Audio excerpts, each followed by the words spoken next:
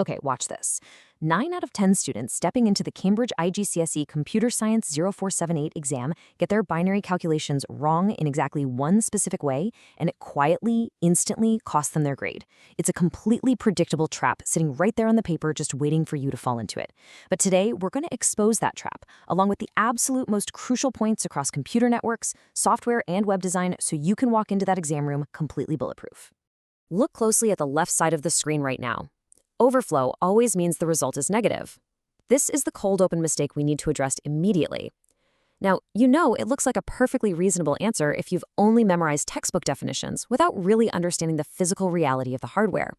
But the examiner, they'll take out their red pen, strike a line straight through that assumption, and give you a flat 0 marks. An overflow arrow is not inherently about a number becoming negative. It's fundamentally a physical hardware limitation. All right, let's actually dive into this. The correct concept, the one that literally secures you the mark, is right here.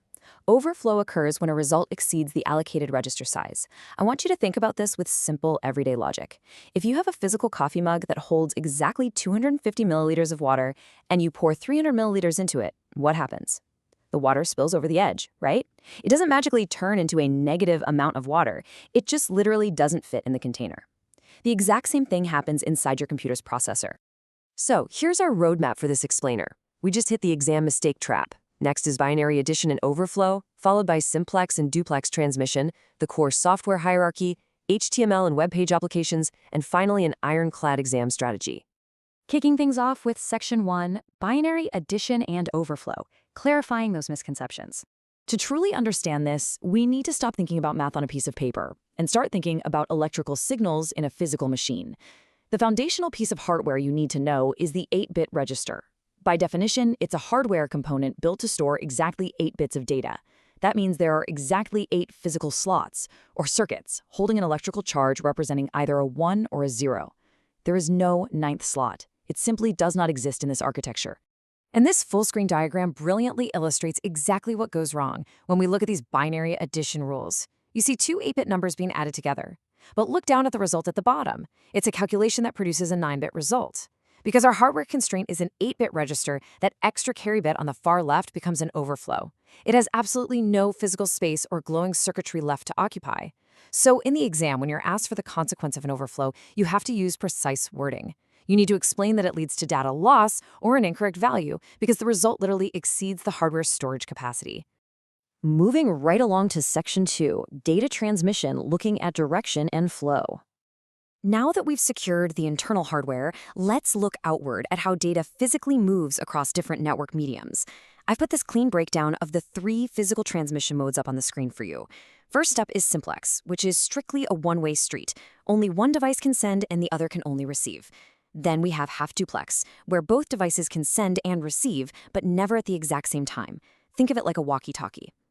Finally, there's full duplex, allowing simultaneous 2-way traffic.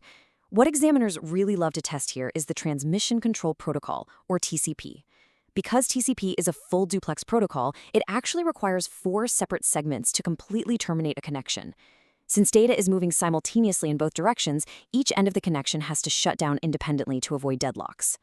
Let's move to this next slide and see how this builds into an actionable exam strategy using this 4-question audit. When you face the transmission question, you've got to separate description from explanation. First, what is it? Secure the definition, like full duplex. Second, how does it work? Explain the technical mechanism. Third, where is it used? Apply it to the specific real-world scenario they gave you. And fourth, why is it used? Justify the choice over alternatives. Following this visual audit ensures you never just give a generic answer. Okay, Section 3, the core software hierarchy, taking us from hardware straight up to applications. We know how data travels, but how does the system actually process and direct it? Well, there are 3 distinct tiers you need to memorize here. Down at the base is firmware, like your computer's BIOS. This is system software embedded directly into the hardware during manufacturing so the computer can actually, boot up.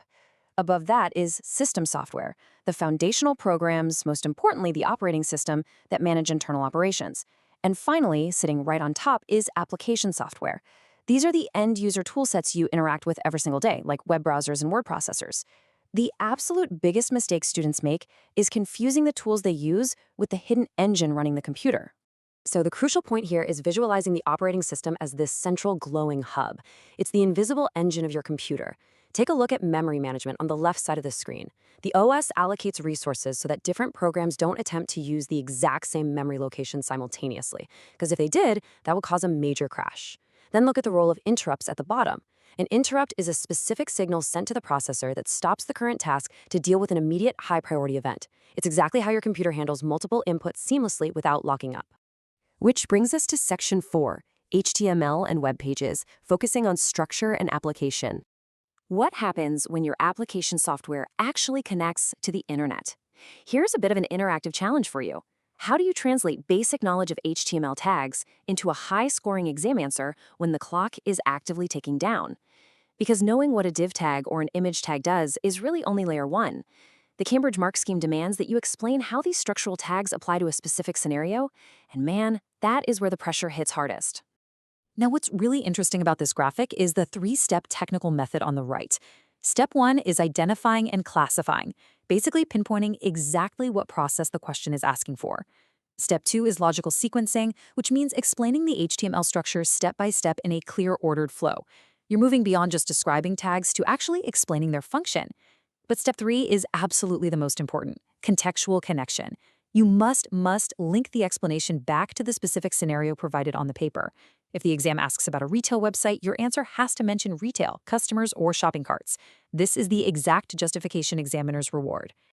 And finally, Section 5, Final Exam Success Strategy, because we want to secure those full marks. Knowing the concepts is only half the battle, right? Knowing exactly how to write them down is how you actually secure full marks. You have to decode the command words on the paper. If the question says define, they want short precision. If it says describe, they want characteristics. If it says explain, you must provide the cause, the effect, and the mechanism. And if it says evaluate, you absolutely must apply your knowledge to the specific scenario.